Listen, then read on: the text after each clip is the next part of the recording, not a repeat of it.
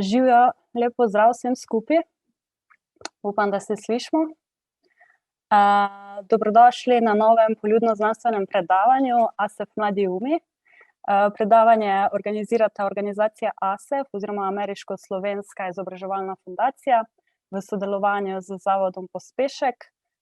Izvedel ga bo pa Andraž Oštrek, ki je bil ASEF Fellow 2019 in je trenutno doktorski študent kemije na Univerzi v Paviji v Italiji. Moje ime pa je Špela Knez in bom danes povezovala celoten dogodek. Zdaj, celotno predavanje bomo snemali in ga bomo kasneje tudi objavili na YouTubu, tako da si ga bodo lahko ogledali še ostali, ki se danes niso uspeli udeležiti.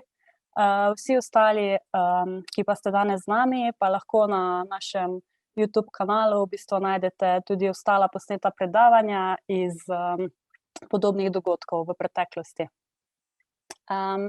Zdaj nekaj malega o ASEF Mladi umi. To je v bistvu program, ki spodbuja mlade k predstavitvi svojega raziskovalnega dela, ki so ga v bistvu opravili v okviru štipendijskega obiska v tujini.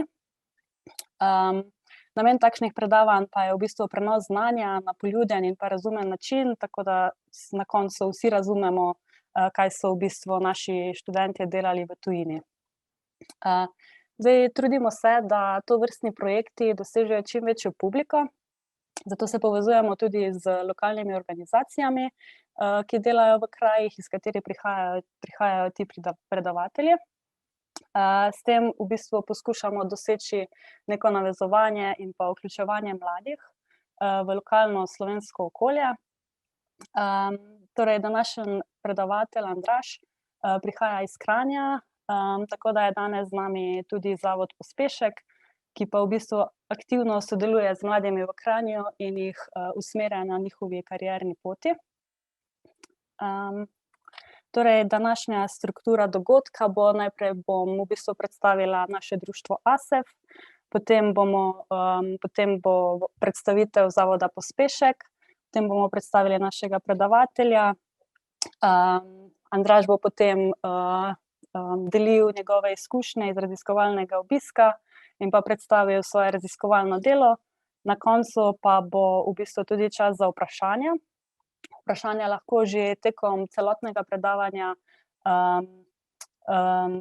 postavljate na spletni strani www.sli.do s kodo ASEF Mladi umi. Če pa v bistvu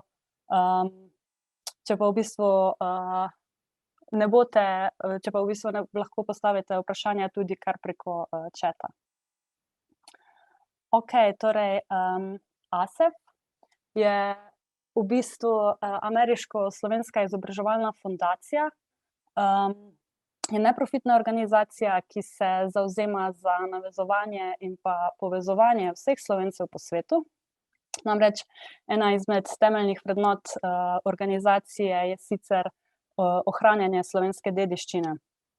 Hkrati pa ASEF podpira in tudi omogoča mladim talentiranim študentom pri doseganju svojih potencialov in pa svojih ciljev, s čimer želi zgraditi skupnost nekih odličnih voditeljev in pa raziskovalcev, ki bodo svoje znanje, ki so ga dobili po svetu ali pridobili v Sloveniji, širili tako naprej v Sloveniji ali pa po svetu. Zdaj, naš ASEF sodeluje z različnimi univerzami po svetu. Te univerze so tako v ZDA, Kanadi, Veliki Britaniji, Avstraliji, Avstriji, Danski in pa Novi Zelandiji.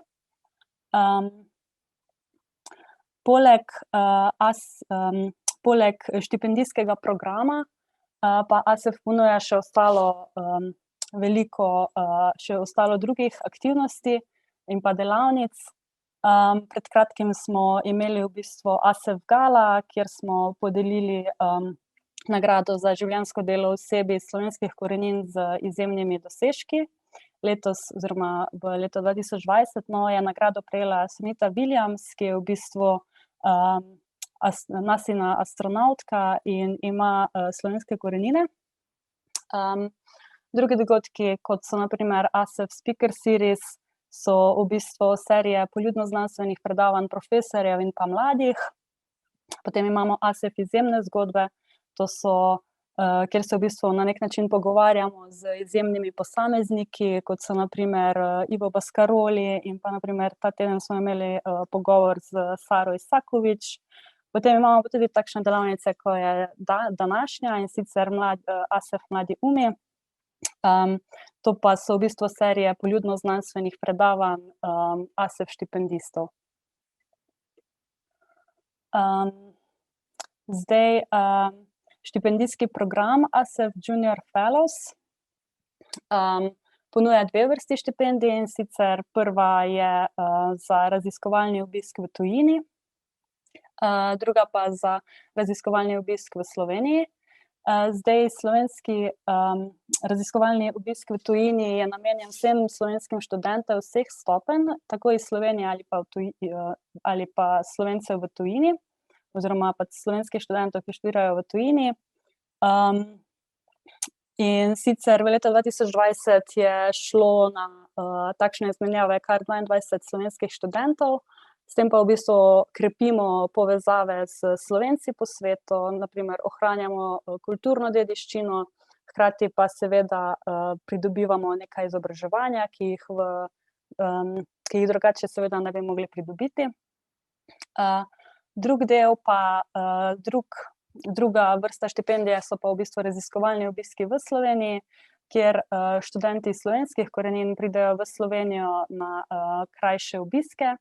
Tako so v letu 2020, prišli na izmenjavo, je prišlo na izmenjavo kar 10 študentov slovenskih korenin, kjer so se v bistvu, izobraževali na, področjih, ki jih, seveda akademsko zanimajo. Potem učili so se slovenskega jezika in pa, učili so se o slovenski kulturi. Zdaj sama izmenjava, sam študijski program traja 3 leta, in sicer v prvem letu se štipendistu omogoči 10-tedenski raziskovalni obisk na univerzi ali pa raziskovalnem inštitutu. Štipendistu se v bistvu želi, omogočiti, gostovanje pri slovenski družini, hkrati pa, slovenska družina v tujini v bistvu spozna, način tako našega študenta, v bistvu gre za neko vrsto, izmenjava načina življenja. Zdaj v 2. in pa 3. letu pa štipendisti sodelujejo, z različnimi ASEF projekti in so v bistvu vključeni v ASEF aktivnosti, kot sem že prej omenila, ASEF Speaker Series, ASEF tutorstvo, ASEF izjemne zgodbe in tako naprej. V bistvu ASEF na ta način želi zgraditi neko skupnost perspektivnih mladih, raziskovalcev, ki tudi po raziskovalnem obisku sodelujejo z gostujočimi profesorji po vsem svetu, in tako spodbuja akademsko raziskovanje, ohranjanje in pa prenos slovenske kulturne dediščine, ter, hkrati aktivno pripomorejo torej k prenosu znanja in pa izkušenj, z ostalimi preko dogodkov. Tako, to je o organizaciji ASEF, sedaj pa bi predala besedo, ustanovitelju Zavoda Pospeška, to je David Florjančič, ki vam bo na kratko predstavil še, to, organizacijo. Ja, lepo pozdravljeni še, z moje strani. Tako, David Florjančič, jaz sem ustanovitelj Zavoda Pospešek, res sem zelo hvaležen za tole vabilo s strani ASEF-a. V bistvu, čisto malo pa je vseeno podobno to, kar počnemo, in sicer skupno nam je to, da oboji povezujemo mlade z ljudmi, ki so uspešni na tistem področju, ki jih zanima. V našem primeru pač to počnemo tudi na zelo različnih področjih, predvsem z tega razloga, ker se nam zdi oziroma smo pač opazili, da se mladi v Sloveniji pogosto tako zelo slabo znajdejo, na kariernem področju, tako ne upajo se obrniti na ljudi, ki so uspešni, ne upajo prositi za nasvet, in se nam zdi škoda, predvsem pa škoda tistih ambicioznih mladih, ki se zaradi tega nekako ne uspejo najti pravih priložnosti v Sloveniji. To je tista ključna motivacija, zakaj smo se tega lotili. In tista ključna stvar, ki jo počnemo, je ta, da v bistvu mlade, kot rečeno ambiciozne, povezujemo z ljudmi na 4 oči, se pravi na kavi, s tistimi, ki so že uspešni na tistem področju, ki jih zanima. Se nam zdi, da je to zelo pomembno za našo družbo, predvsem pa tudi za mlade oziroma za posameznike, ki se temu pridružijo. Zdaj drugače, Andraž, ki ga boste spoznali v nadaljevanju, oziroma vem, da pripravlja zelo zanimivo predavanje, nas je tukaj v Kranju, kjer imamo sicer tudi mi sedež, on pa prihaja s kranjske gimnazije, povezal s tukajšnjimi profesorji, predvsem profesorico, jo bom kar omenil, ker mislim, da je med udeleženci tega predavanja, profesorico Petro Flajni, ki nas zdaj pač povezuje z mladimi s kranjske gimnazije, ki jim bomo pomagali priti v stik z ljudmi, ki so v Sloveniji uspešni. To je tak dolgoročen projekt, se pravi, veliko truda in energije je potrebno za to, da ti nekoga, ki je mlad, poveže z ljudmi na način, da ima človek nekaj od tega. In zelo sem tudi hvaležen Andražu, da bo tudi on eden izmed tistih, ki bo svoje izkušnje delil z njimi v nadaljevanju oziroma po koncu tega srečanja. Tako da to je to v bistvu zgodbe, ki bodo nastajale strani dijakov, ki se bodo srečali z Andražem in drugimi bomo mi spremljali še naprej. Bi pa na tej točki zaključil, pa tisto se tudi jaz že veselim tega predavanja, Andraž, pa mi bomo pa te zgodbe seveda spremljali potem še naprej.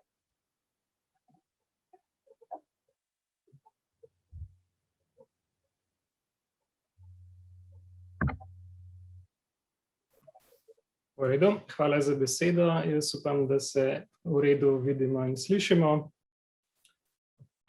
Samo še trenutek.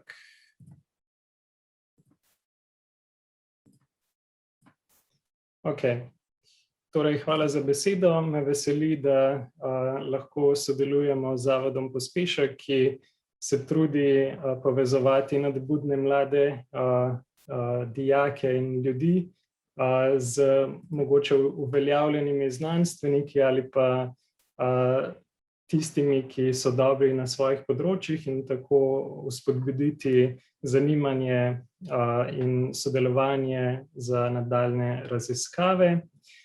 Torej, današnje predavanje bo kemijsko obarvano in sicer v povezavi z mojim obiskom, raziskovalnim obiskom v Illinoisu v Ameriki.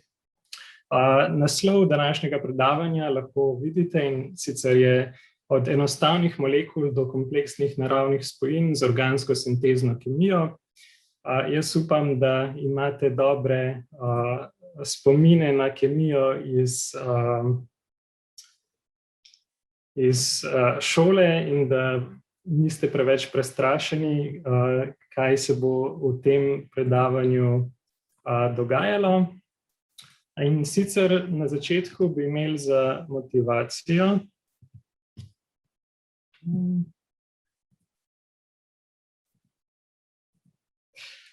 eno anketo, in sicer kakšen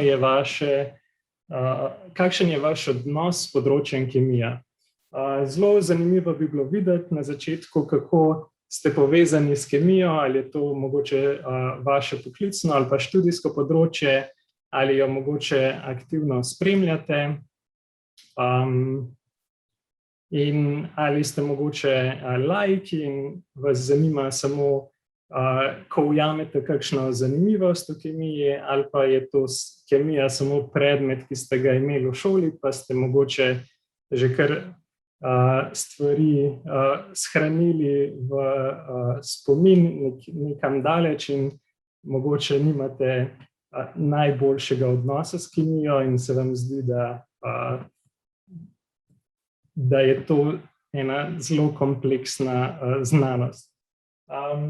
Torej, če lahko sodelujte in oddajte svoj glas na slido s kodo 6x2, ki je prikazana na zaslonu, tako da bomo približno vedeli, kakšna je porazdelitev trenutnih gledalcev in poslušalcev.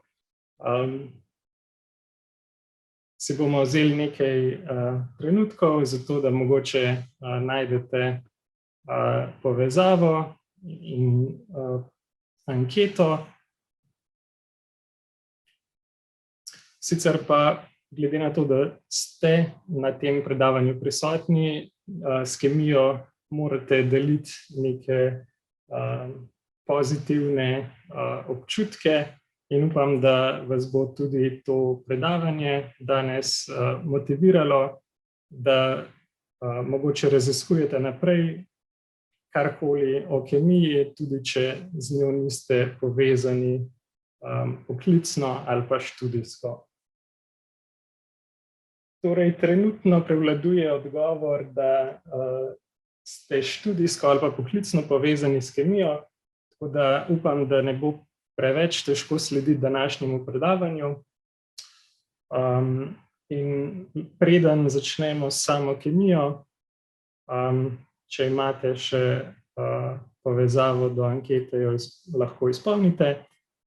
Sicer pa lahko nadaljujemo z predstavitvijo izkušnje raziskovalnega obiska. Torej, jaz sem bil zelo vesel, ko sem dobil možnost raziskovalnega obiska v Illinoisu prek ASEF-a, tako da mi je tudi v veliko veselje, da lahko danes Zavod Pospešek nekako katalizira, če se v kemijskem smislu izrazim, povezovanje oziroma ustvarjanje novih povezav nadebudnih mladih umov z uveljavljenimi znanstveniki. Torej, sam raziskovalni obisk ponavadi traja 10 tednov. Jaz sem imel to srečo, da se je moj obisk podaljšal, ker je v 10 tednih ponavadi zelo težko se spoznati z novo kemijo, z delom v laboratoriju, ki ga mogoče človek ni vešč, in se v bistvu na ta način lahko tudi boljše izpopolni v znanju, pridobi več znanja in tako pridobi tudi več izkušenj. Sam sem se pridružil skupini profesorja Davida Šarlaha na Univerzi v Illinoisu Urbana-Champaign in sicer lahko tukaj desno spodaj vidite sliko njegove skupine. Je kar obsežna, kar nekaj doktorskih študentov, raziskovalcev je prisotnih in ker je Univerza v Illinoisu ena izmed najboljših univerz v ZDA oziroma tudi na svetu, lahko rečemo, mi je bilo še toliko večje veselje sodelovati in delati, ustvarjati kemijo, ki je prisotna oziroma s katero se ukvarjajo v Illinoisu. Torej, prikazanih je nekaj slik, kako izgleda sam kampus z univerzo. Zelo drugače mogoče, kot smo vajeni v Evropi. Na prvi pogled bi lahko rekli, da takoj veš, da si v Ameriki, ker so stvari mogoče drugačne, kot smo jih navajeni v Evropi. Kampus je zelo lep, v bistvu tudi ima ta centralni park, ki je prikazan desno spodaj. In v bistvu sem imel tekom svojega raziskovalnega obiska možnost uživati v teh lepotah, še posebej pa se izpopolniti v kemijskem smislu. Torej, ena izmed zanimivih stvari je bila, da sem imel možnost in priložnost prisostvovati na predavanju, ki ga je imel profesor Kleiden. Tisti, ki mogoče veste kaj več o kemiji, to je en avtor tegale učbenika za mano, Organska kemija. Sicer pa je nivo raziskovanja na Univerzi v Illinoisu zelo, zelo visok in vsak teden oziroma na nekaj tednov gostijo različne predavatelje z različnih univerz, da v bistvu lahko študenti prisostvujejo tem predavanjem in si razširijo pogled na trenutno stanje, predvsem v organski kemiji.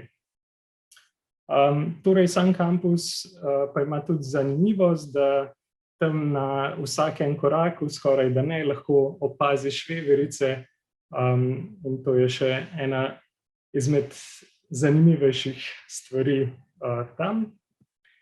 No, med samim obiskom, ki se je raztegnil na več kot 10 tednov, kot je sicer planirano po ASEF izmenjavi, sem imel priložnost tudi obiskati Chicago, ki je zelo blizu mesta Urbana-Champaign, in sicer se tam lahko v bistvu seznaniš s temi nebotičniki in stolpnicami, ki jih mogoče sploh v Sloveniji nismo vajeni. Zelo zanimivo je, ko se povzpneš na enega izmed najvišjih nebotičnikov, da potem gledaš navzdol vse te stolpnice, ki se zdijo zelo, zelo nizke iz te perspektive. No, ni manjkal tudi zelo znan Bini oziroma Nebesna vrata, če sem prav prevedel ime te skulpture.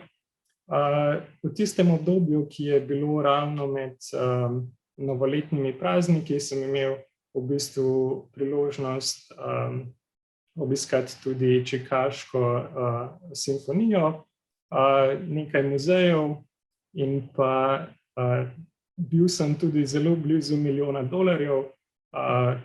tako v praktičnem smislu oziroma geografskem smislu. V centralnem muzeju v Banke imajo razstavljeno kocko, ki je napolnjena z dolarskimi bankovci, ki na koncu se štejejo v $1 milijon. Tako da to je tudi posebni občutek biti v Ameriki in biti zelo blizu $1 milijona. Torej, naslednje vprašanje za motivacijo, preden začnemo s samim predavanjem, pa je, da se uvedemo v organsko kemijo. Kaj menite, koliko organskih in pa anorganskih substanc je registriranih v KAS registru? Svoj odgovor lahko date na isti povezavi kot prej. In sicer je ta KAS register osrednji register, ki zbira vse substance, organske in inorganske. Vsaka različna substanca je klasificirana in označena z različno KAS kodo, unikatno KAS kodo, in se zelo hitro polni. Torej,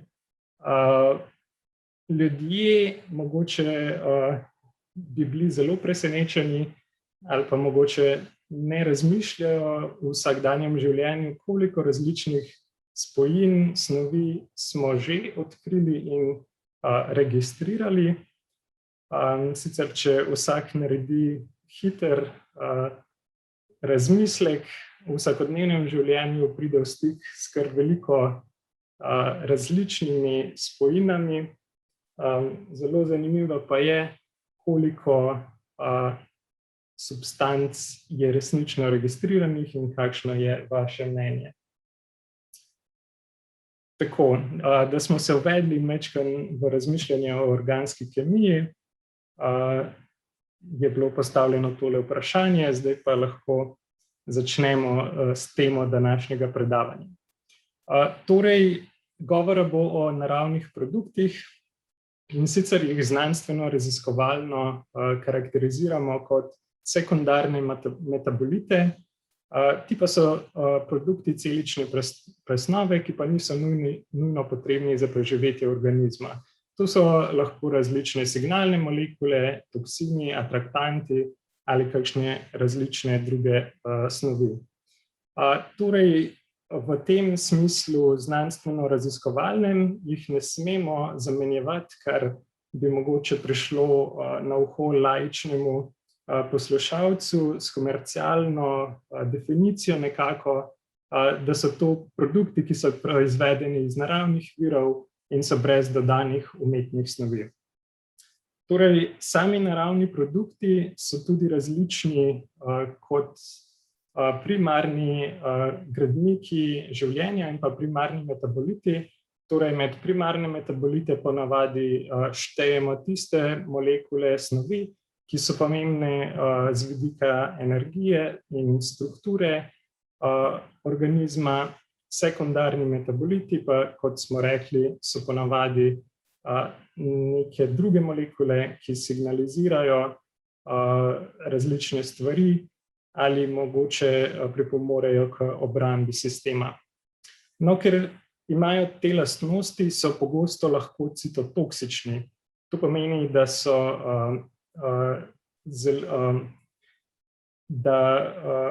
njihova prisotnost lahko zmanjša število celic oziroma uniči različna tkiva.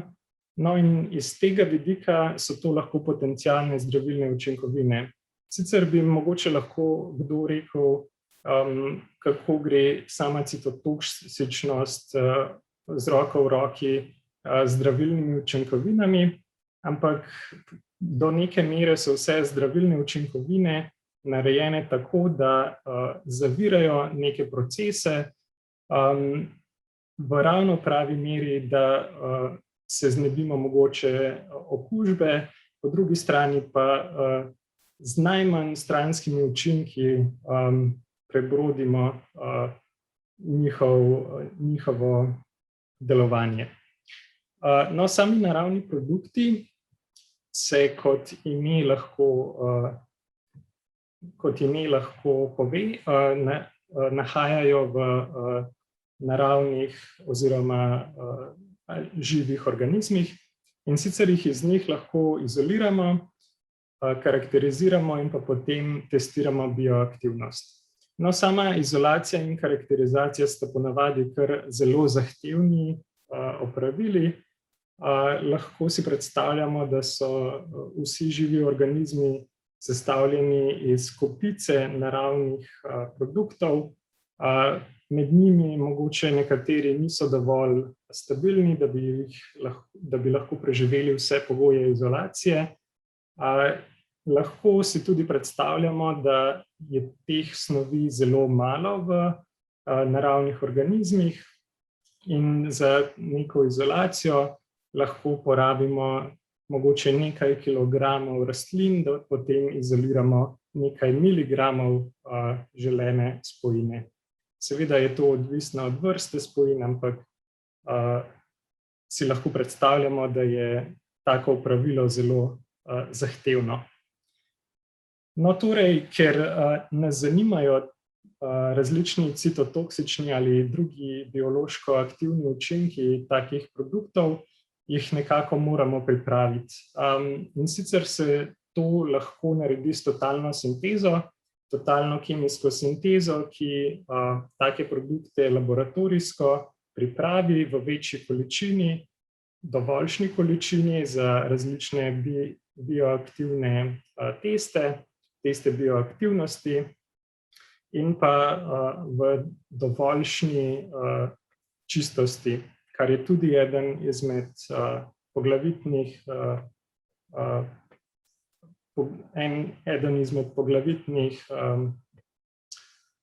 korakov v testiranju samih spojin. No, torej na desni strani spodaj, mogoče malo za občutek, periodni sistem, ki pa ima prikazane predvsem elemente, s katerimi se ukvarja organski kemik. Torej, organska kemija ponavadi bi bila lahko klasificirana kot kemija ogljika, ampak seveda to zdaleč ni res. Vsebuje različne elemente in v bistvu se ločnica med organsko in anorgansko kemijo pogosto zabriše, ko uporabljamo različne organokovinske spojine in z razvojem v bistvu brišemo te mejnike. Torej, totalna sinteza po definiciji kemijsko je organska sinteza kompleksnejših molekul iz enostavnih gradnikov. Narava sintetizira spojine pretežno z encimsko katalizo, no, v laboratoriju pa je to ponavadi zelo težko, oziroma se kemijsko spopadamo s sintezo molekul z različnimi kemijskimi pretvorbami. Ponavadi organski kemiki, sintezni organski kemiki ne uporabljamo encimov, ampak se poslužujemo tradicionalnih kemijskih pretvorb. No, sami cilji totalne sinteze pa so torej med drugim potrditev kemijske strukture, ki pride z neodvisno sintezo, torej če izoliramo nek naravni produkt, lahko njegovo strukturo potrdimo z zaporedjem definiranih korakov, torej na koncu vemo, kakšno strukturo dobimo in jo lahko primerjamo z strukturo izoliranega produkta in na ta način potrdimo, ali imamo strukturo naravnega produkta, kot smo jo sprva določili. Način, ki je opisan, lahko s totalno sintezo lahko pripravimo dovolj materijala za različne biokemijske študije, se pravi, da dobimo dovolj produkta in v dovoljšni čistosti, da lahko izvedemo razne teste biokemijske aktivnosti in s tem študije aktivnosti spojin. No, še ena prednost totalne sinteze pa je, da lahko ponavadi zelo enostavno, relativno seveda, pripravimo analoge. To so spojine, ki imajo podobno strukturo, ampak so mogoče diverzificirani oziroma spremenjeni samo na določenih mestih. No, ta različna struktura pa lahko pomeni tudi različno reaktivnost oziroma bioaktivnost in pomeni, da lahko tako raziskujemo oziroma na nek način pripravimo bolje aktivne spojine, ki imajo določeno bioaktivnost. Torej, totalna sinteza seveda uporablja različne kemijske pretvorbe, iz tega izvira tudi lahko razvoj samih kemijskih metod in pretvorb. Torej, organsko kemijo bi lahko na grobo razdelili na metodologijo in pa totalno sintezo, ki sta seveda z roko v roki in vplivata ena na drugo, da v bistvu preidemo različne sintezne prepreke. No, sama totalna sinteza je pa lahko linearna, konvergentna ali pa divergentna oziroma različna kombinacija takih korakov. Linearna pomeni, da vzamemo nek začetni material in na njem v linearnem poteku izvajamo kemijske pretvorbe. Konvergentna pomeni, da v bistvu z zaporedjem linearnih korakov pripravimo več materialov, ki jih v bistvu združimo v neki sintezi. Torej, če bi imeli recimo materijala B in K in potem združili v produkt C, bi v bistvu na nek način naredili konvergentno sintezo. Divergentna sinteza pa seveda pomeni, da imamo na primer produkt D, ki ga lahko diverzificiramo v različne, na primer, analoge. Torej, totalna sinteza se ukvarja tudi z molekulsko kompleksnostjo. Sama molekulska kompleksnost vpliva tudi na način, s katerim pristopimo do sinteze molekule. In sicer na način vpliva veliko stvari. Ena je sigurno velikost molekule, potem kakšne funkcionalne skupine so prisotne. Nekatere funkcionalne skupine so morda bolj zahtevne pri pripravi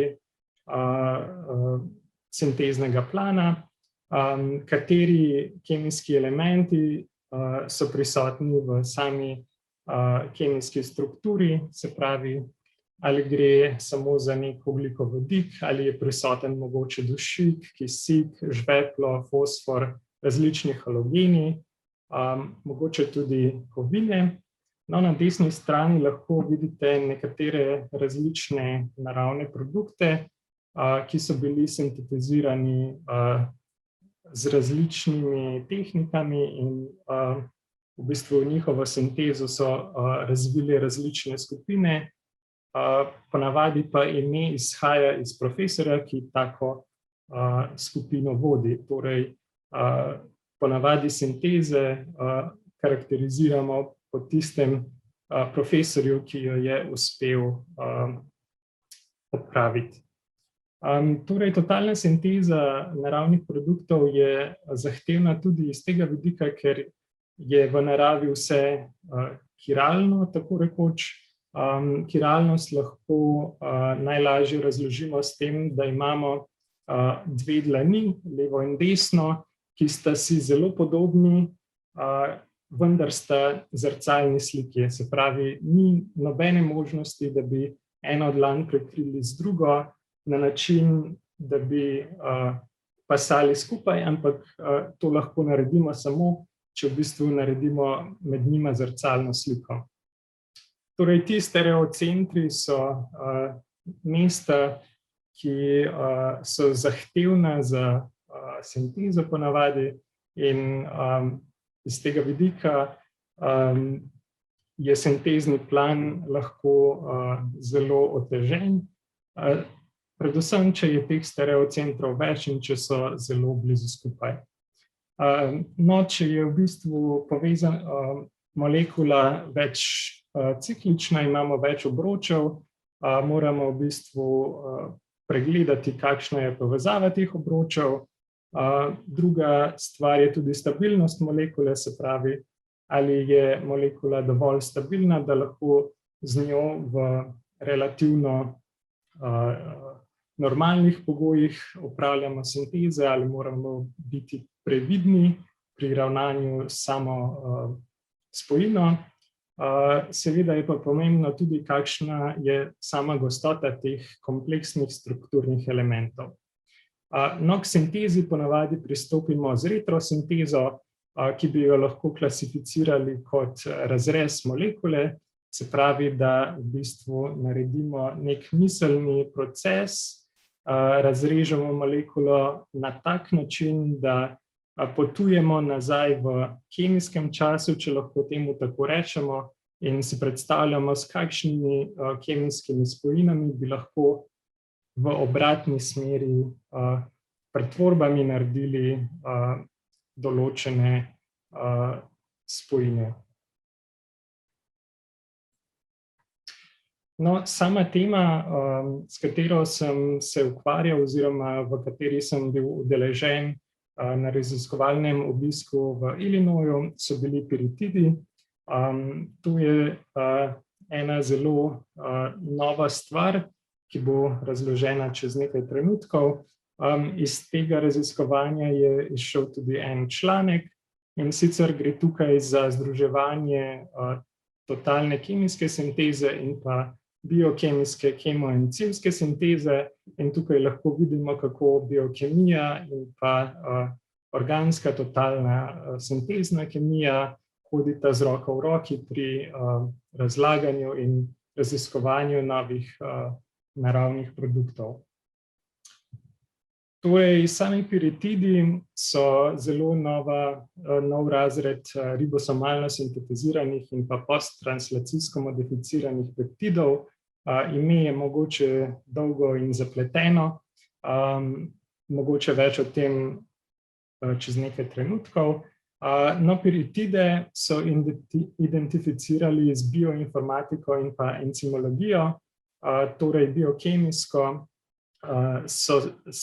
Se je skupina, ki se ukvarja s tem, identificirala nov razred teh proteinov, ki so v bistvu tihi in se ne izražajo v samem organizmu.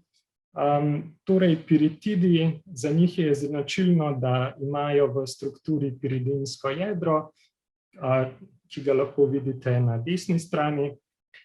In ti produkti so zelo strukturno podobni oziroma tudi z genskim zapisom zelo podobni tiopeptidom, ki imajo prav tako piridinsko jedro.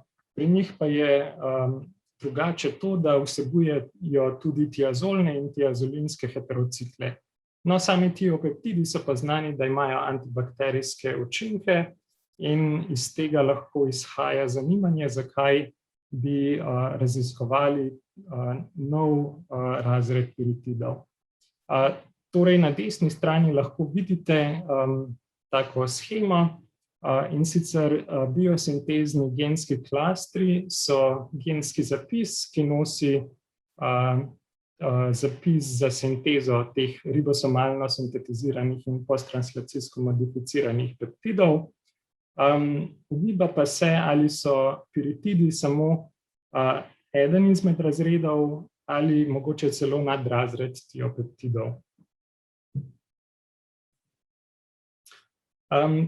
Torej, na tej prezentaciji lahko vidite biosintezni genski klaster, ki nosi zapis za proteine, in sicer najprej za vodilni peptid, ki z posttranslacijsko modifikacijo postane končni produkt piritid, in drugi encimi, ki so udeleženi v teh pretvorbah. In sicer imamo nek začetni vodilni peptid, ki z različnimi encimi, v kemiji bi tukaj to klasificirali formalno kot 4+2 cikloadicijo, s katerim nastane v bistvu piridinsko jedro, in to je v bistvu glavna tema raziskovanja, s katerim so se ukvarjali v skupini, ki je sodelovala z našo, da bi v bistvu karakterizirali te produkte. Torej, kot rečeno, z bioinformatiko so odkrili zapis za te peptide, s totalno kemijsko sintezo pa lahko sintetiziramo tak makrociklični peptid in s tem potrdimo, ali kemoencimska sinteza da enako strukturo ali pa gre pri tem za kaj drugega.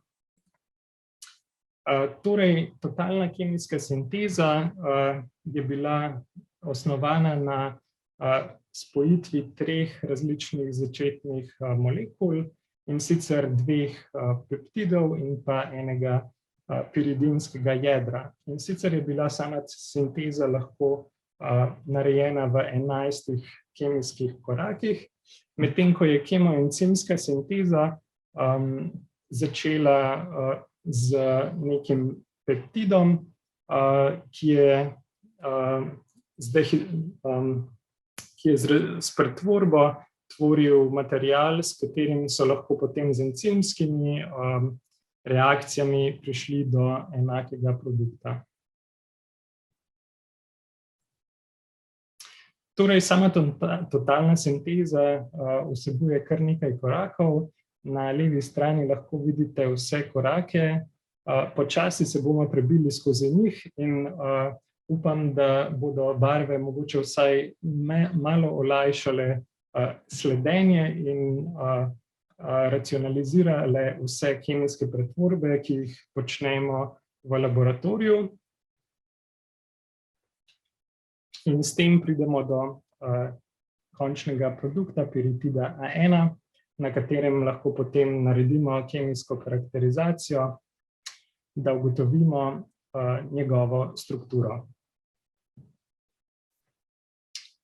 Torej, totalna sinteza piritida A1 je v bistvu sestavljala 3 različne molekule, kot smo videli malo prej.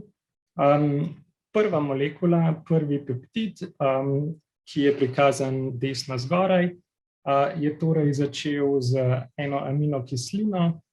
Mogoče samo še eno pojasnilo, z rumeno barvo so prikazane zaščitne skupine, z modro barvo so prikazani aminokislinski ostanki. Ker govorimo o peptidih, verjetno veste, da s spajanjem aminokislin pridemo do sinteze peptidov, tako da bo večina te predstavitve v nadaljevanju temeljila na takih reakcijah. Torej, začnemo z eno aminokislino, triptofan, ki pripnemo levcin, da dobimo dipeptid. Z rdečo barvo je prikazana nova vez, ki je nastala. In v bistvu v teh reakcijah je pomembno, da imamo ustrezne zaščitne skupine, ker lahko vidite, da aminokisline na eni strani sestavlja aminska skupina, na drugi strani karboksilna skupina, in če taka dva fragmenta sestavimo skupaj, lahko pridemo do različnih kombinacij. Zato uporabljamo v bistvu zaščitne skupine, ki točno določijo, kakšna je reaktivnost prostih skupin. Naslednja pretvorba je vključevala torej odščito zaščitne skupine in pripojitev nove aminokisline, da smo dobili tripeptid. In ker je v bistvu ta tripeptid na obeh koncih zaščiten, smo lahko selektivno odščito z vodikom pod reduktivnimi pogoji prišli do tripeptida z prosto karboksilno skupino, ki je prikazana z rdečo barvo. Torej, drug fragment je na podoben način nastal s spajanjem aminokislin. Z valinom smo začeli sintezo, ki smo mu pripojili izoleucin, prikazana nova vez z rdečo barvo. Potem smo odstranili benzilno zaščito pod reduktivnimi pogoji, pripojili novo aminokislino triptofan, da smo pridobili nov tripeptid in spet z selektivno zaščito prišli do prostega amina, ki je bil lahko udeležen v naslednjih reakcijah. No, tretji fragment pa je bilo piridinsko jedro, prikazano na začetku.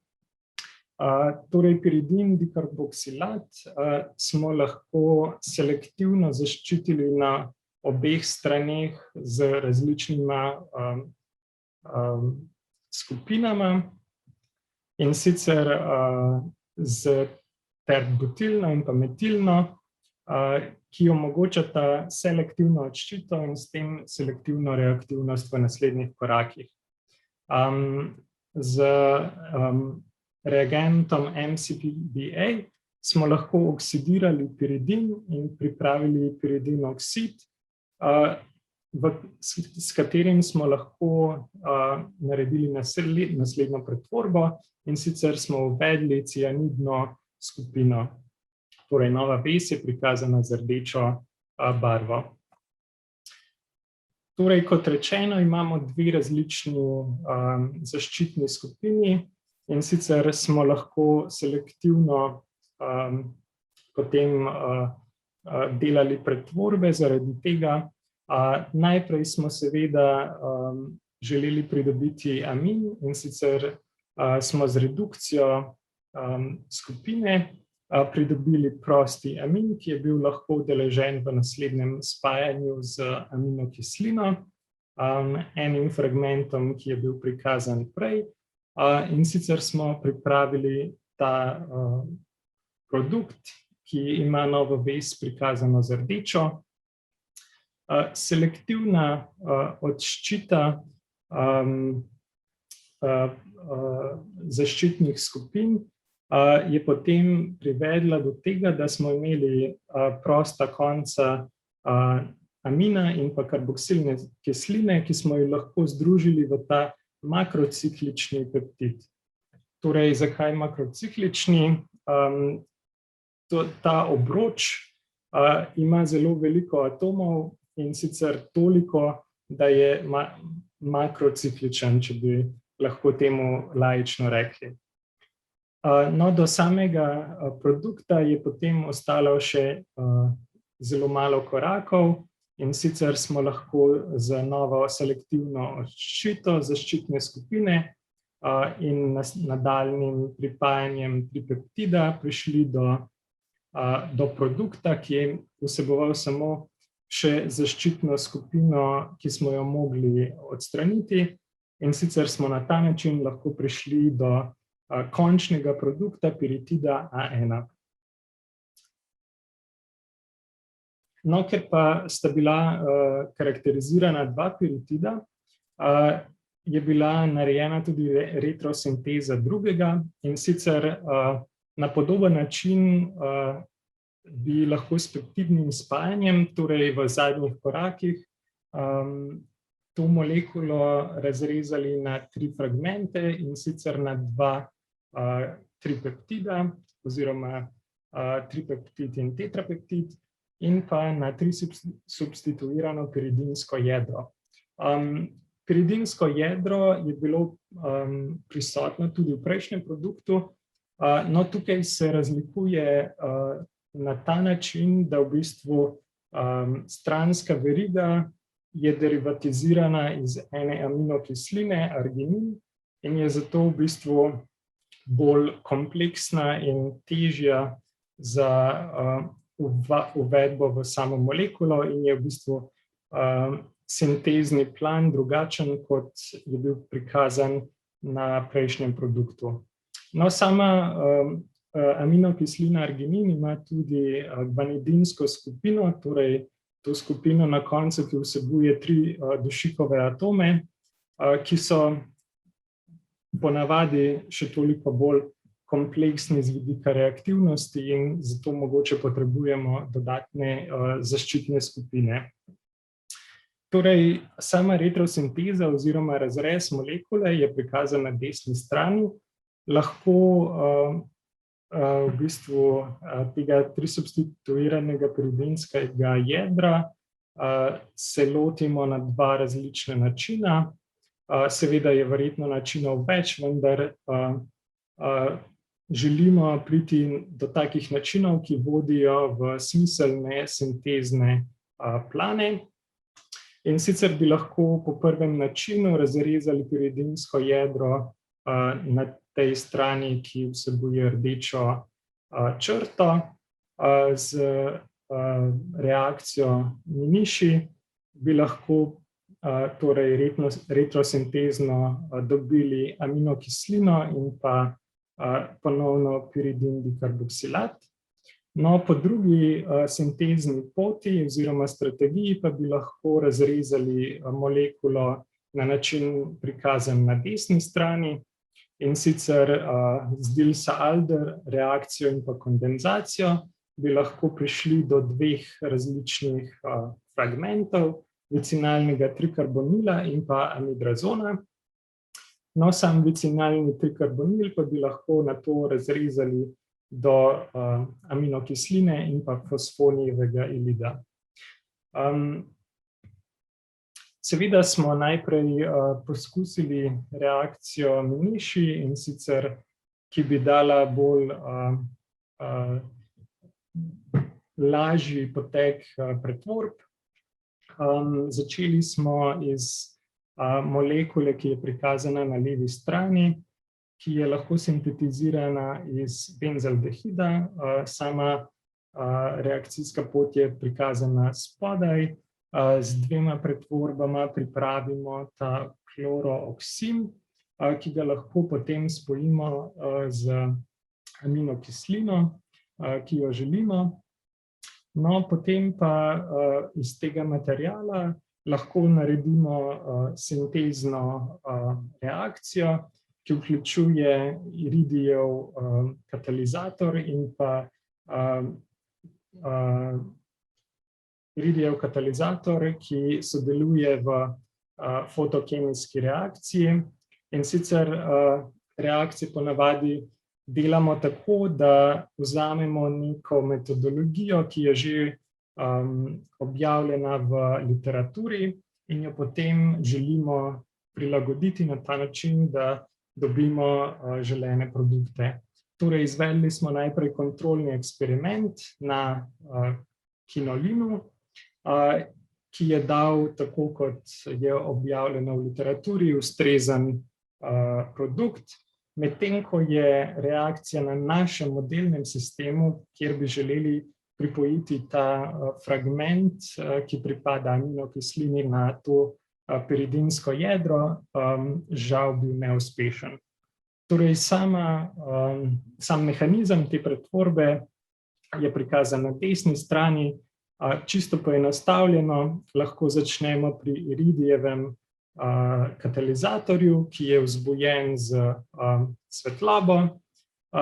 Ta povzroči, da začetna molekula razpade na ta način, da dobimo radikal, ki se v bistvu spoji z kinolinom, prikazan na desni strani. Pridobimo torej radikal, ki z enoelektronskim prenosom postane kation in pa z eliminacijo protona na to pridobimo želeni produkt. No, ker žal ta prejšnja strategija ni uspela, smo morali adaptirati našo sintezno pot, in sicer smo se lotili poti, ki vključuje vicinalni trikarbonil. Upam, da se še spomnite, da so z rumeno barvo prikazane zaščitne skupine, z modro barvo pa prikazujemo aminokislinske ostanke, in sicer zakaj dva različna. Ponavadi pretvorbe delamo na nekem modelnem sistemu, ki je manj kompleksen od tistega, ki ga želimo uvesti v sintezo, zato da preverimo, kakšna je reaktivnost in jo po možnosti optimiziramo, da dobimo najboljše pretvorbe in izkoristke. Pri tem pa seveda, ko rezultate prilagajamo novemu realnemu sistemu, lahko naletimo na različne prepreke, ker ima nov sistem seveda lahko različne nove skupine, ki so udeležene mogoče v neželenih pretvorbah oziroma same pretvorbe inhibirajo ali jih naredijo manj učinkovite. Torej, če se hitro sprehodimo skozi sintezno strategijo, smo začeli z acilbromidom, torej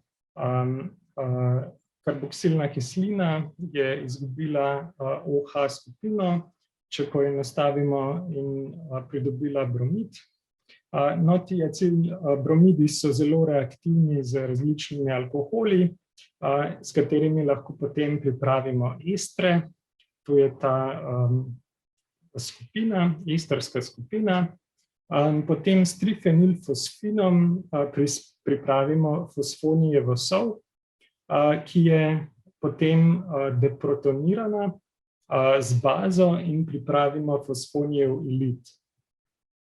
No, ta fosfonijev ilit je dober material za nadaljnje spajanje, in sicer z aminokislino. Aminokislino najprej z reagentom za spajanje pretvorimo v reaktivno zvrst, ki nato s fosfonijevim ilidom tvori pripojen fosfonijev ilit.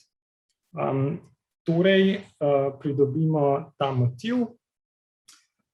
Novicinalni trikarbonil pa je skupina, pri kateri so tri karbonilne skupine, se pravi CO skupine, ena zraven druge. In kot lahko vidimo, je v vicinalnem trikarbonilu ta osrednja karbonilna skupina tista, do katere moramo priti. In sicer z oksidacijo tega trifenilfosfinskega dela lahko razrežemo molekulo na ta način, da pridobimo kisikov atom na mesto, kjer ga želimo, če zelo poenostavimo. Torej, oksidiramo molekulo, da pridobivamo motiv vicinalnega trikarbonila. No, z naslednjimi pretvorbami pripravimo triazinski motiv, in sicer, ko vicinalni trikarbonil reagiramo z amidrazonom, Tega pa pripravimo na ta način, da iz ustreznega amida z posebnim reagentom pripravimo tioamid. To pomeni, da vsebuje žveplo. Tega reagiramo naprej s hidrazinom in dobimo ta amidrazon. No, torej, po reakciji vicinalnega trikarbonila z amidrazonom pripravimo ta triazinski motiv, ki lahko v bistvu v reakciji reagira na ta način, da dobimo piridinsko jedro. Torej, to je bila sintezna pot, ki smo se je lotili. Mogoče o samih pretvorbah in eksperimentih malo več v nadaljevanju. Ne bi vas želel preveč vznemirjati z vsemi številkami in različnimi pogoji. Kar pa želim mogoče prikazati v nadaljevanju, je to, da je kemija veda, ki se ukvarja z eksperimenti. To pomeni, da ko raziskujemo reaktivnost, delamo različne eksperimente, poskuse, in ker ne vemo vnaprej, kakšna je reaktivnost, ponavadi traja kar nekaj časa, da izberemo ustrezne reakcijske pogoje in optimiziramo samo reakcijo. Torej, za vsak fragment, ki nosi lahko različne zaščitne skupine in pa različen aminokislinski ostanek, smo tako naredili kar nekaj reakcij z različnimi reagenti, da smo mogoče potem prišli do nekih izkoristkov, ki si jih v kemiji želimo. Se pravi, zelo veseli smo, ko dobimo izkoristke, ki so mogoče višji od 80%. Torej, ta tabela prikazuje mogoče samo izvleček ene kombinacije aminokislinskega preostanka na enem začetnem delu in pa ene zaščitne skupine na drugem. Torej, če se na hitro sprehodimo do drugega, lahko vidimo spet kopico opravljenih eksperimentov, kjer so mogoče izkoristki malo slabši. In še tretji, ko se v bistvu sprehajamo do našega želenega končnega produkta in se odmikamo od modelnega sistema k realnemu, ponavadi te eksperimentalne pogoje želimo ohranjati oziroma jih prilagodimo do te mere, da potem dobimo izkoristke, ki bi si jih mogoče želeli. Kot pa je prikazano tukaj, mogoče v rumenem, so ti izkoristki lahko zelo nizki oziroma ne taki, kot smo jih bili vajeni z modelnega sistema. No, torej, seveda pri vsaki stopnji delamo določene optimizacije, tako tudi pri oksidaciji izberemo različne pogoje, različne reagente, s katerimi naredimo pretvorbe, pri tem spreminjamo reakcijske pogoje in seveda lahko opažamo, da je reaktivnost različna, in če imamo dovolj sreče, lahko zelo hitro pridemo do ustreznih reakcijskih pogojev, če ne, ponavljamo sintezne pretvorbe z različnimi reagenti do te mere, da dobimo želeno reaktivnost. Seveda pa ni vedno tako, da bi želeno reaktivnost dobili na neki stopnji, če stvari ne uspevajo, je potrebno ponavadi spremeniti sintezno pot. No, še zadnja optimizacija tega zadnjega koraka. Kot vidite, bolj kot se približujemo zelo kompleksnim molekulam, tudi izkoristki lahko zelo hitro padejo in optimizacija je vedno bolj otežena, ker moramo pripravljati začetni material, ki pa mora preiti različno število korakov. No, torej, če naredimo nek tak povzetek, smo z modificiranjem zaščitnih skupin lahko pri karboksilni kislini in pa aminu pripravili različne produkte. Zakaj so zaščitne skupine bile pomembne v tem primeru? Zato, ker lahko na desni strani vidite fragmente, ki bi naj bili udeleženi v končni sintezi piritida A2. Kot pa vidite, imamo kar nekaj teh karboksilnih skupin in pa aminskih skupin, ki morajo imeti določeno reaktivnost do te mere, da jih lahko selektivno ščitimo in s tem nadzorujemo reaktivnost. V same podrobnosti zaščitnih skupin se mogoče ne bi spuščal, to je samo tak pregled, da lahko različne zaščitne skupine cepimo oziroma odstranimo pod različnimi bazičnimi, kislimi ali reduktivnimi pogoji oziroma kakšnimi drugimi in na ta način dobimo selektivno reaktivnost. No, torej, med samim obiskom, raziskovalnim obiskom v Illinoisu sem torej uspel sintetizirati oziroma narediti sintezno pot iz 3 nekako enostavnih začetnih molekul do tega trisubstituiranega piridinskega jedra, ki pa je seveda še nekaj korakov od samega končnega produkta piritida A2. In sicer je od mojega obiska minilo že 1 leto, projekt pa še vedno teče in raziskave se nadaljujejo, kar pomeni, da je to kar zahtevna naloga. No, če se mogoče ustavimo še na tistem zanimivem delu, ki je mogoče skrito v očem javnosti o delu v laboratoriju. Na levi strani vidite inštrument NMR, ki je inštrument za nuklearno magnetno resonanco. To je eden izmed poglavitnih inštrumentov, ki ga uporabljamo organski kemiki, ko želimo v bistvu izvedeti, kakšna je struktura našega produkta, in sicer za nuklearno magnetno resonanco dobimo nekaj podatkov o tem, ponavadi kako so razporejeni protoni oziroma vodikovi atomi v molekuli, lahko pa pridobivamo podatke tudi na primer o ogljiku, fosforju, fluoru in še nekaterih drugih elementih. Potem seveda pretvorbe delamo ponavadi v steklovini, različnih bučkah, uporabljamo tudi na primer različne Erlenmeyerce, pa potem čaše in drugo mogoče bolj sofisticirano steklovino.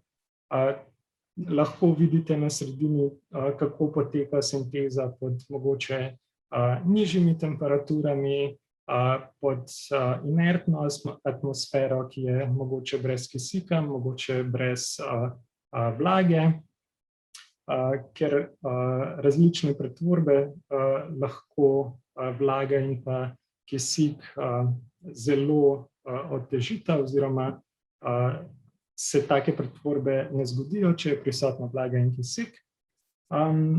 Sinteze lahko delamo tudi na zelo majhnih miligramskih skalah, v tem primeru delamo sinteze v vialah ali kakšnih drugih manjših ustreznih posodah oziroma vialicah. No, zelo nam pomaga pri nadzorovanju same sinteze oziroma napredka kemijske reakcije tankoplastna kromatografija.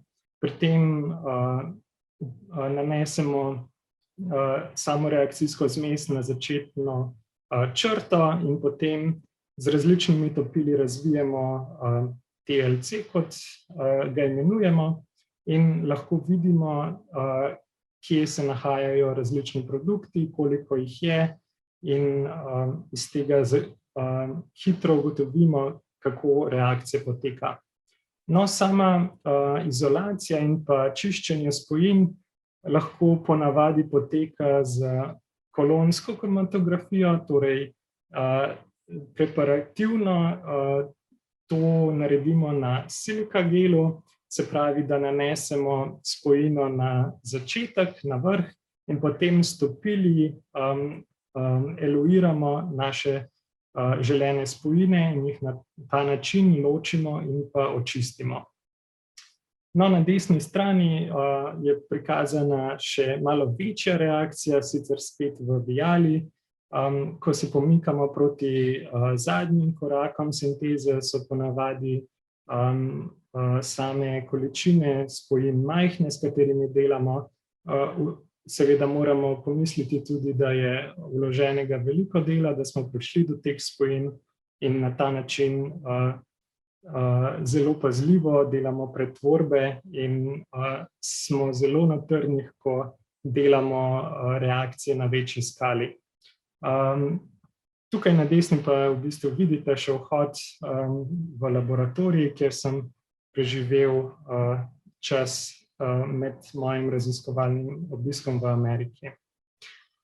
Sicer imam pripravljenih še nekaj slajdov glede potencialnih antimalarikov, ki smo jih v bistvu, ta projekt je tekel na Fakulteti za kemijo in kemijsko tehnologijo, v katerem sem bil udeležen.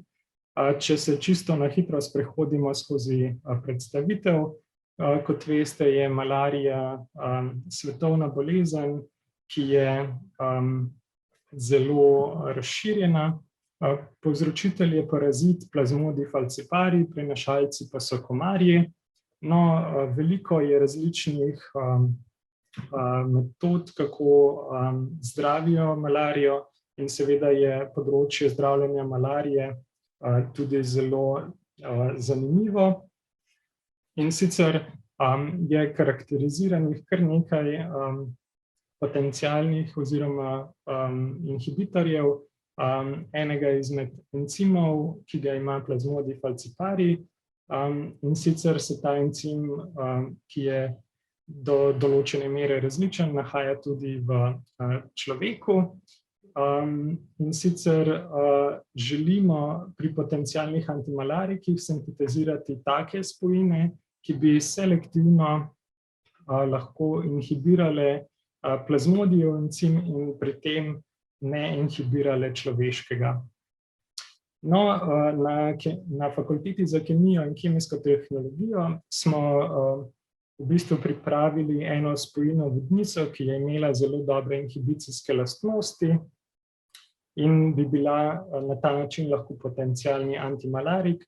Seveda pa se je treba zavedati, da testi na encimih, ki jih izvajamo v takih sintezah, pomenijo še dolgo pot do samega zdravila, ker potem pridejo testi na celičnih kulturah, v zelo zadnjih stopnjah pa seveda tudi testi učinkovitosti in varnosti v človeškem organizmu.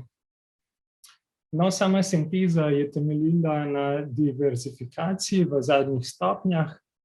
Čisto na hitro smo pripravili te biciklične strukture iz aldehida in pirazolidinona 1 in 2, s katerimi smo pripravili azometin imin 4 in potem v klik reakciji dipola 4 in pa akrilata 3 formirali ta drugi obroč in prišli na to biciklično strukturo. Spet imamo prikazano eno zaščitno skupino, ki smo jo lahko odščitili in pri tem dobili ta motiv karboksilne kisline, ki je prešel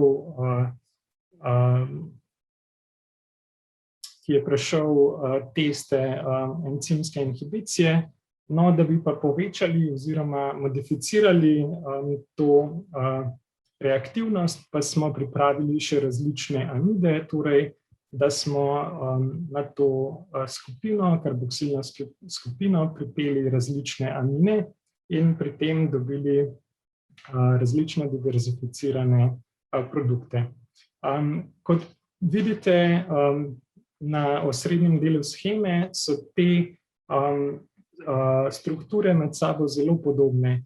Zgornja in spodnja v istem stolpcu sta zelo podobni. Mogoče se sprašujete, kakšna je razlika. No, kot smo prej omenjali kiralnost v naravnem svetu, lahko pri sintezi dobimo različne enantiomere, če imamo samo en stereocenter in je razlika na njem, torej tako kot imamo dlan levo in desno. Če je teh stereocentrov več, lahko pripravimo različne diastereomere. In tukaj lahko vidite, da je takih stereocentrov nekaj, in sicer so trije, torej tam, kjer so vezi mogoče odebeljene ali pa črtkane, je mesto, kjer se nahaja stereocenter. No, ta konfiguracija te razlike v konfiguraciji pa lahko pomenijo tudi različno reaktivnost. In sicer smo potem testirali encimsko inhibicijo teh spojin. Kako je ta test potekal? In sicer, če čisto na hitro povemo, imamo ta encim dihidroorotat dehidrogenaza, ki katalizira pretvorbo dihidroorotata do orotata. In če v encimskem testu nastavimo samo pretvorbo tako, da lahko spremljamo, kakšna je v bistvu inhibicija encima, lahko zaključimo, kakšna je učinkovitost inhibicije. No, samo inhibicijo spremljamo tako, da dodamo neko barvilo, ki je v oksidirani obliki modro, v reducirani obliki pa brezbarvno.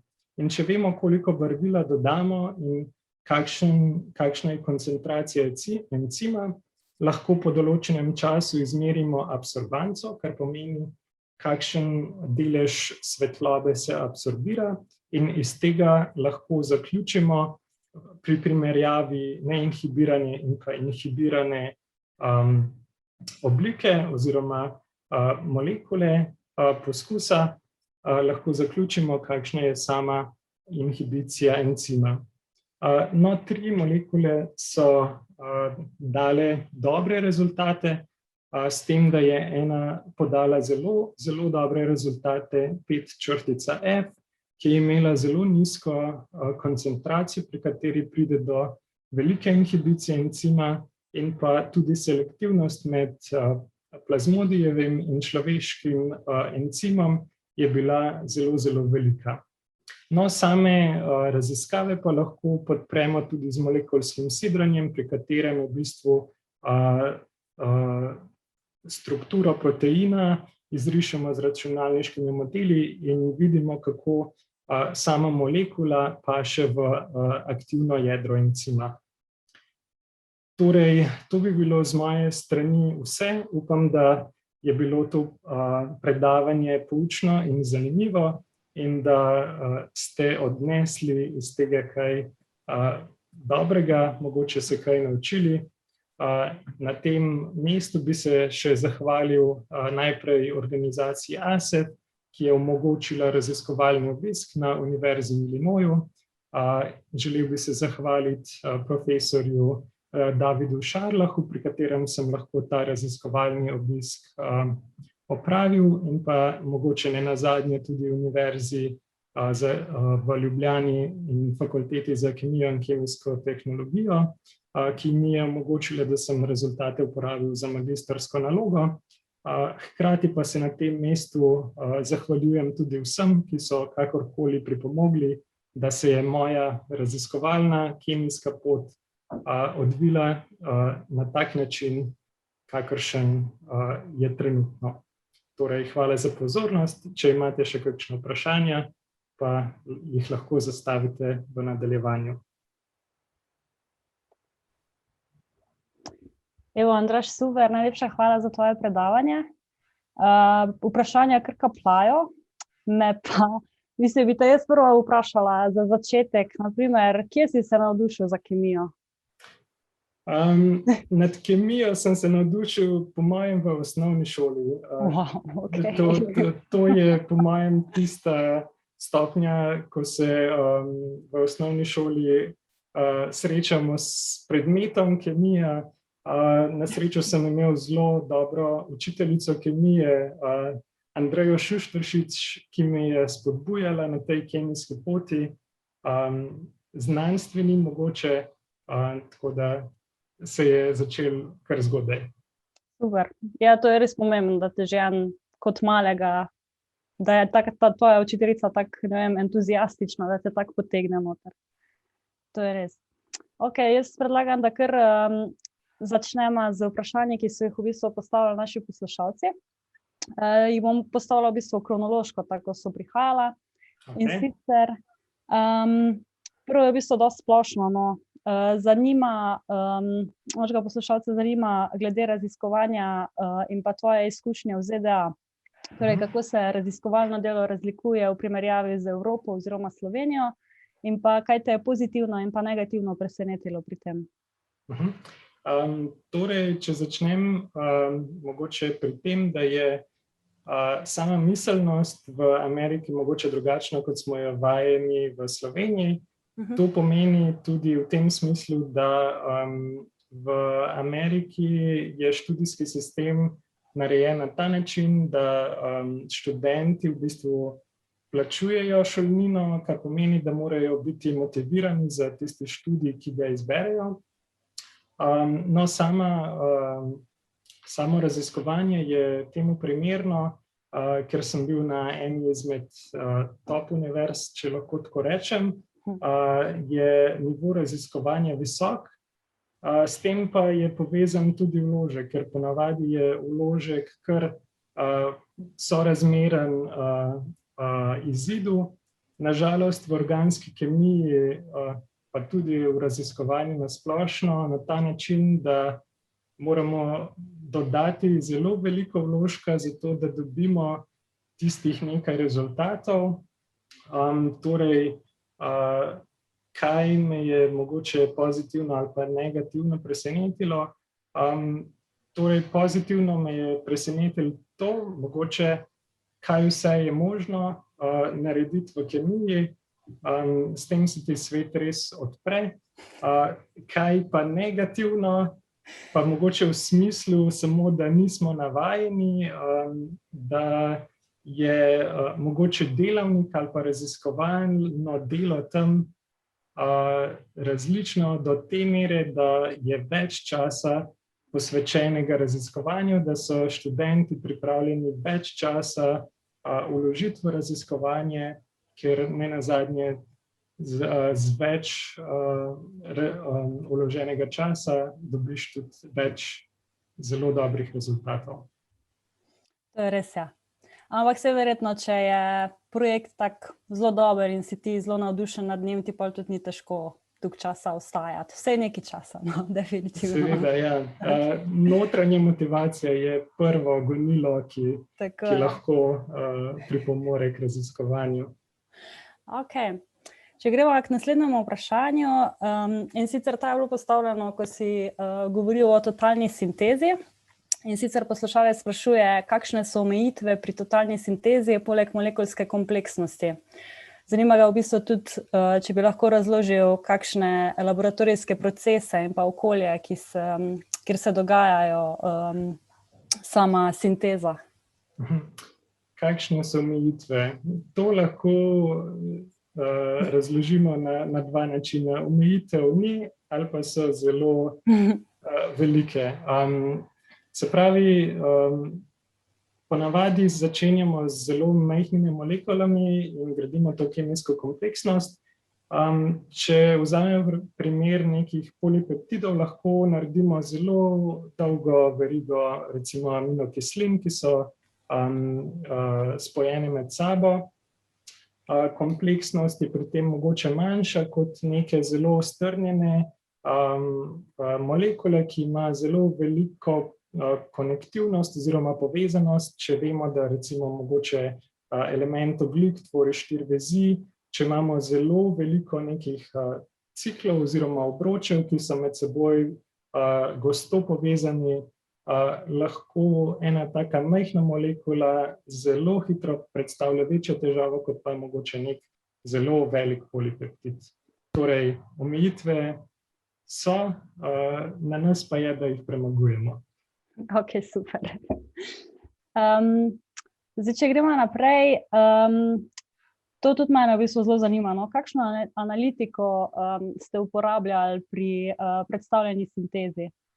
Torej, mene tudi me zanima, torej vsak korak, ko si ga opisal, ste v bistvu mogli zelo analizirati. Če lahko mogoče o tem malo poveš.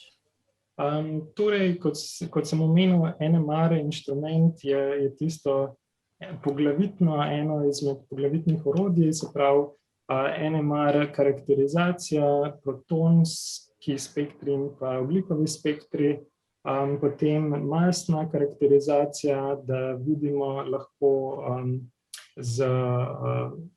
sklopljena s kromatografijo, se pravi LCMS, torej tekočinska kromatografija visoke zmogljivosti, ki loči spojine in potem tudi na koncu, ko preide v masni spekter, dobimo podatke o tem, kakšna je molekulska masa posamezne spojine, se pravi, da karakteriziramo produkt.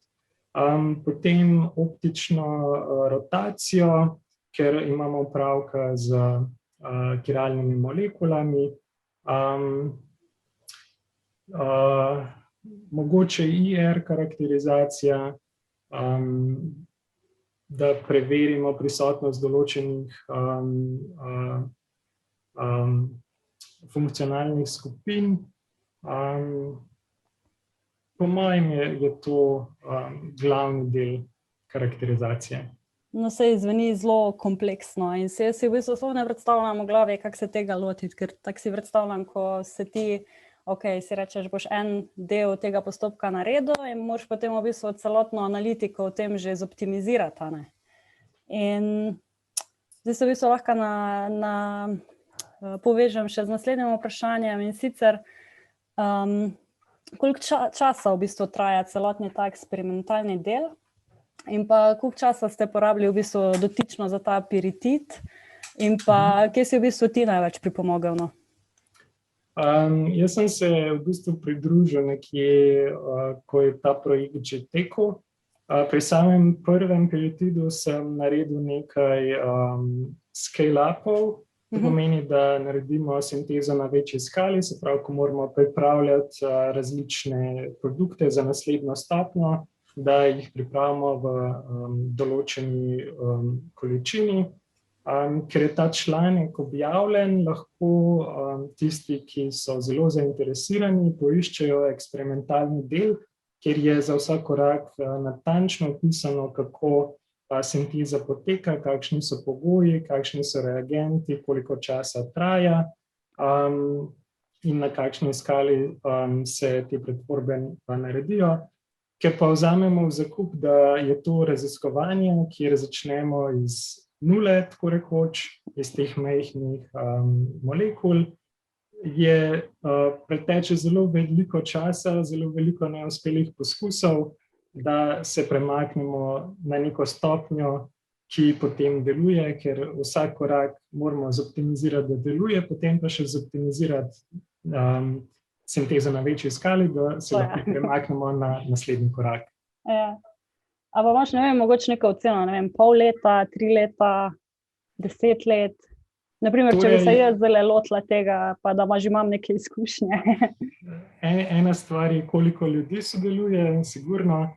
Lahko pa rečem, da tam, kjer sem jaz končal 1 leto nazaj, torej pri tem trisubstituiranim piridenskim jedrom, do končnega piritida A2 sinteza še poteka. Tako da sicer glede na samo situacijo s COVID-om in tudi ne vem, koliko ljudi trenutno sodeluje, takrat, ko sem bil jaz tam, sva sodelovala 2, tako da traja kar nekaj časa. No. Okay. Super. Še eno vprašanje je, in sicer, koliko se te metode za sintezo oziroma modifikacijo majhnih peptidov, ki si jih predstavlja na začetku, prenesejo tudi na večje peptide oziroma manjše proteine? Glede na to, da sem sintezni organski kemik in ne biokemik, težko komentiram mogoče, kakšna je sinteza majhnih polipeptidov. Ja, vedno pa, ko imamo večjo kompleksnost, pridejo določene težave pri sintezi. Glede na same peptide se ponavadi dela sinteza tako, da se en konec molekule pripne na neko stacionarno fazo in potem gradimo samo verigo tako da je ta veriga pripeta in s tem na ta način lahko dobimo peptide, ki so fiksirani na neko podlago, kar pomeni lažje čiščenje, lažja sinteza. Ok, super, hvala. Še eno vprašanje imamo, in sicer, kaj so potencialne aplikacije piritida A2 v vsakdanjem življenju? To je zelo težko vprašanje na splošno, kadar se ukvarjamo z vprašanjem aplikacije neke bazične znanosti na povsem konkretne primere. Sama organska kemija je večinoma sestavljena oziroma bazirana na nekem bazičnem znanju. Se pravi, imamo neke pretvorbe, metode, odkrivamo različne nove metode, ki jih potem prenašamo na samo sintezo. Zdaj, na tej stopnji bazičnega raziskovanja je zelo težko reči, kakšna je konkretna pretvorba v zelo konkretne aplikacije. Je pa res, da vsi industrijski mogoče procesi, ki so recimo farmacevtski procesi različnih zdravilnih učinkovin, uporabljajo različne tehnike organske sinteze na veliko večji skali, da pridejo do teh aktivnih učinkovin. Tako da mi v bistvu gradimo neko bazično znanje, ki mogoče enkrat v prihodnosti pride prav. To smo mogoče videli v primeru COVID-a in cepiv, ko imamo neko platformo, neko znanje, in ko je potreba in prav trenutek, lahko to znanje zelo hitro uporabimo in ga apliciramo. Ja, super. Dober odgovor. Zdaj, v bistvu je še en poslušalec v bistvu opazil, da imaš v ozadju knjigo Organic in ga zanima, če so to pravljice za lahko noč kemikov. Kakor si kdo lahko vzame. Lahko tudi za lahko noč prebereš par strani, pa bo spanec kar trden, po mojem. Ali pa so ti v bistvu vse tematike v knjigi so ti precej znane, predvidevam? Ja, mislim, organski kemik ima zelo veliko znanja, tako da tekom študija se seznaniš z celotno knjigo, mislim, da, oziroma bi bilo vsaj prav tako. Res je. Ok, jaz mislim, da je to zdaj še zadnje vprašanje, in sicer, koliko ur na dan posvetiš kemiji, ali pa mogoče koliko si posvetil kemiji, ko si bil v srednji šoli? Ne? Samo kemiji težko rečem, koliko časa. To je zelo nehvaležno vprašanje. Tako kot vedno.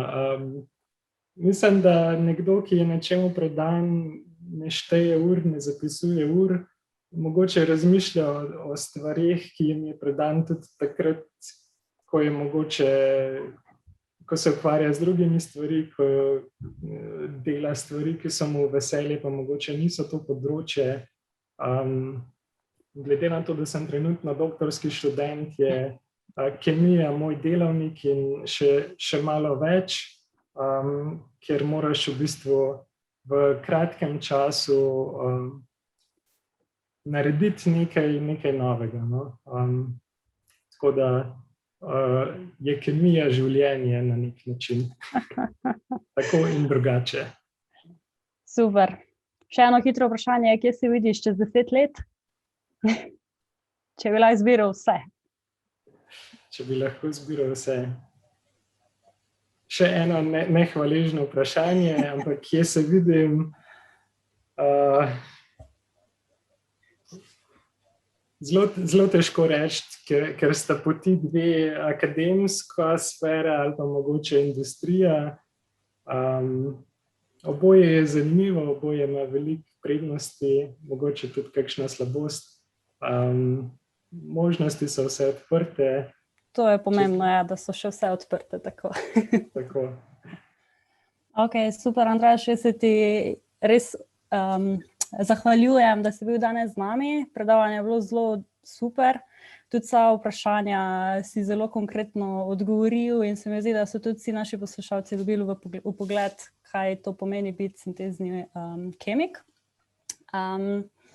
Tako da bi v bistvu se ti res zahvalila in bi nekako zaključila z današnjim predavanjem. Zdaj, to je bil nek zaključek tvoje zgodbe, Ane, ki si jo imel z izkušnjo z ASEF, po drugi strani pa je to tudi nek začetek zgodbe in pa novih povezav za mlade dijake iz tvoje gimnazije v Kranju. V bistvu je tvoja izkušnja tudi nek dokaz, da je za mlade zelo pomembno, da se kot družba odpiramo vedno novim priložnostim in pa izzivom. In jaz mislim, da si ti to res odlično izkoristil. Zdaj, če se povežem še malo z Zavodom Pospešek, tam želijo v bistvu ambiciozne dijake višjih letnikov povezati z uspešnimi posamezniki v Sloveniji na področjih, ki jih v bistvu najbolj zanimajo. Na različna vprašanja, kot so, kaj delajo fiziki, kemiki, kako priti do stika z ljudmi in pa kateri študij je pravi. Na takšna vprašanja in pa podobna vprašanja bodo dijakom v Zavodu Pospešek z veseljem odgovorili in pa v bistvu odprli ali pa poskušali odpreti vrata do uspešnih ljudi v naši državi. Zato se bodo z njimi lahko spoznali recimo na temo Na kavi na 4 oči, kjer pa boš sodeloval tudi ti, Andraž, kot sem izvedela. Zdaj, več priložnosti, ki se bodo mladim na ta način ponudile, bodo pa še objavili pri Zavodu Pospešek. Zdaj pa v bistvu res rada zaključila. Najlepša hvala vsem, da ste se nam pridružili na tem prijetnem večeru. Posebej se zahvaljujem še enkrat tebi, Andraž, za zanimivo predavanje, hkrati tudi Zavodu Pospešek za soorganizacijo dogodka. Hkrati pa vabim vse poslušalce, da obiščete našo spletno stran, da nas povšečkate na različnih socialnih omrežjih in tako boste namreč lažje spremljali vse naše aktualne zadeve. Torej, na koncu bi vas v bistvu še tudi prosila, da izpolnite anketo o dogodku, ki ste jo prejeli pa na mail. To je to iz naše strani. Hvala in pa lep večer še naprej.